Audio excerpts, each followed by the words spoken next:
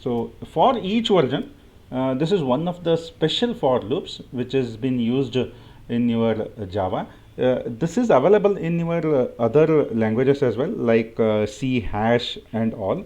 But there, if you want to implement this for each, you have to use the keyword for each in C hash and all other programming languages. But in Java, this could be implemented by just using the syntax, that is just by just using the word for.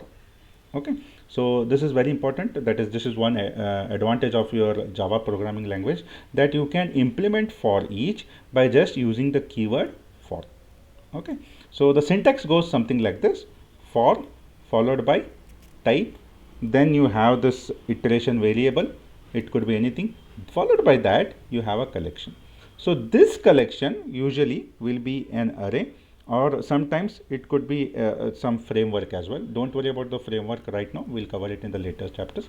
For now, you just remember that this collection will be an array. That is, whatever the collection you can see here, that will be of the type array. Okay, now friends, when it is used, when this for each is used, this for each is used whenever we want sequential execution, whenever we want sequential execution. So only in the form whenever we require a sequential execution, only that case we will be using this for each loop. So what is sequential? It is just now we spoke, that is 1 2 3 4. So this is a sequential execution. After 1 you will get 2, then 3, then 4. If I want my execution to happen something like this, then we will be using our for each loop, right?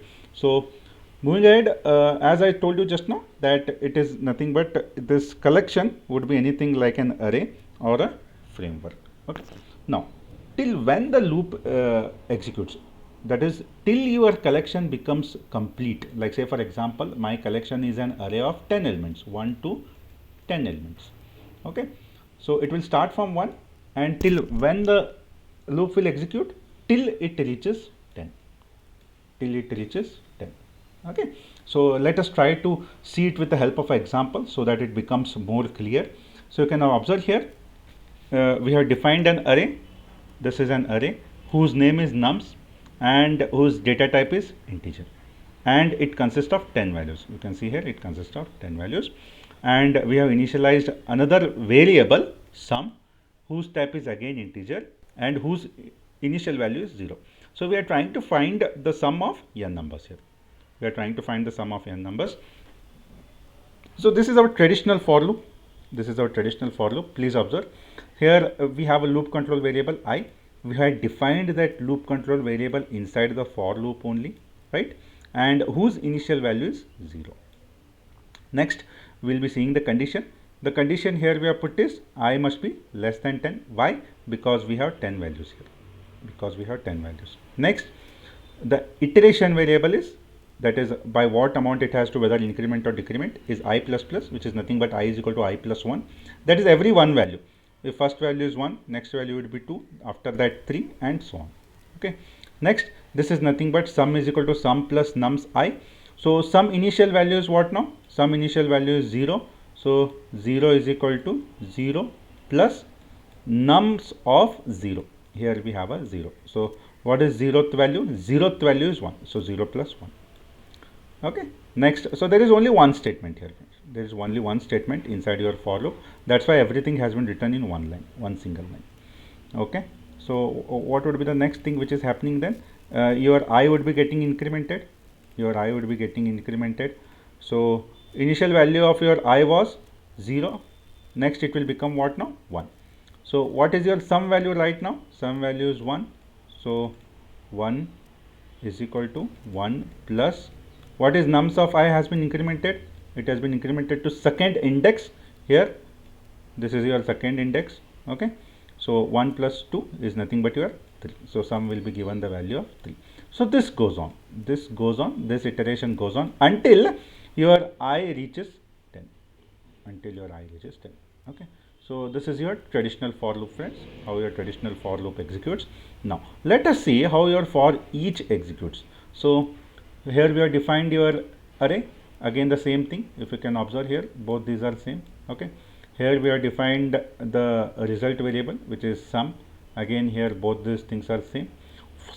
So small change is what now?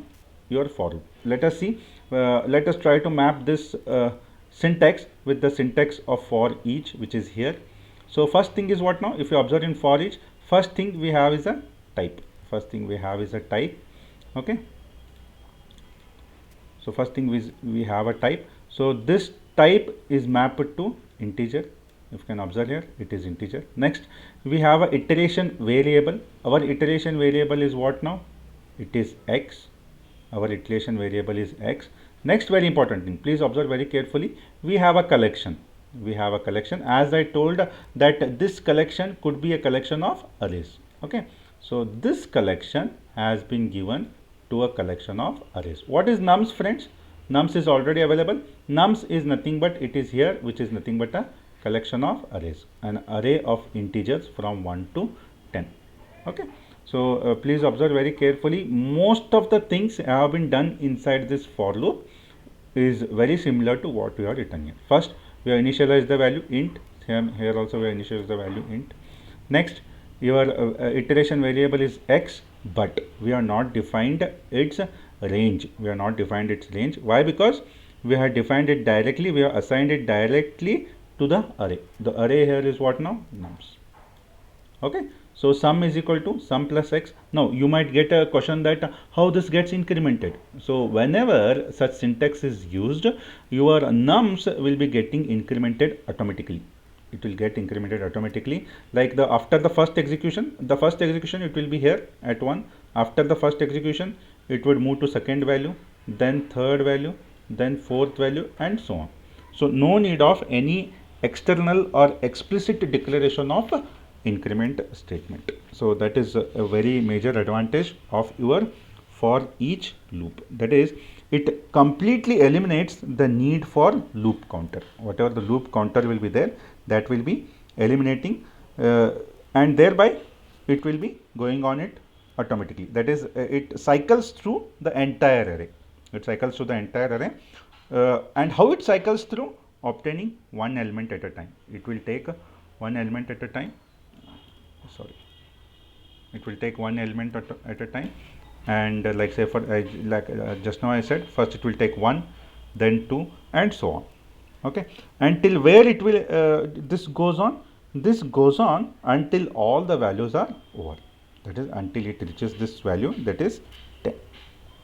Okay, so in order to understand this, let us see a small program for each. So this is your program for each. Let us see what is happening here. First, we have defined a class with the name for each. Next, we have invoked our main function. So this is invocation of main function. Next, we have defined an array. Please observe here, we have defined an array with the same name nums and with the same values what we have seen just now. Okay. Next, this is very important, friends. This for syntax is very important. So this for syntax, you can observe here, we have defined a loop control variable x. So this becomes your type. Next, we are given the name of that type variable. Then we have defined the collections. Very simple for each, and it comes very handy. Most of the times it is used in your Java programming. So no need to define any loop control variables. No need to define your condition. No need to define your incrementing by what amount it is to increment. Okay. So whenever we want sequential, whenever I want only one value to be incremented, I will be using this for each. We can use this for each. Okay. Next, we'll print the value of x and we'll go ahead and add the value. Okay. Finally, once all the thing is over, we will be printing the sum. Once the loop terminates, we will be printing its entire sum. So you will see this in your VS Code for each.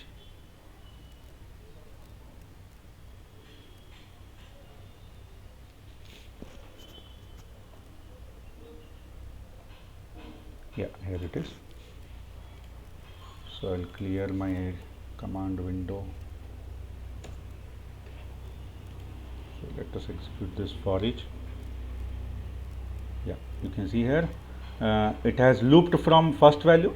So from first value, second value, third value, fourth value, up till where? Up till 10. And finally, So if you can see here, it is for every iteration it is printing the value of x. So that is what is this statement doing. For every iteration it is printing the value of x. Then finally, once the loop is terminated, once this array is over, how the loop terminates? When the array gets over. So once the array gets over, what will happen? The loop will terminate and it will print the value summation is 55. Okay. So this is how your for each will execute. Next. Now, yeah, so this is something regarding your jump statements. So this is where I will, so we'll try to take some questions now.